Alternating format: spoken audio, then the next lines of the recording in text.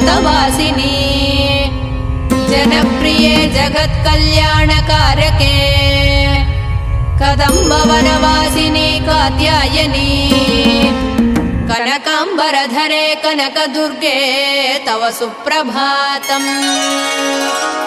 कल्पवृक्षे महाकल्पादिकालनिर्णये मातः मधुसूदनादि महादेव विनुते मन्दाकिनी सलिलसेवितपदे मन्दस्मिते कनकाम्बरधरे कनकदुर्गे तव सुप्रभातम्। शिववामभागे शिवे शैवेतरसेवितपदे विजयदुर्गे महादुर्गे हे जगन्मातृके जगदाम्बिके जाह्नवी सखी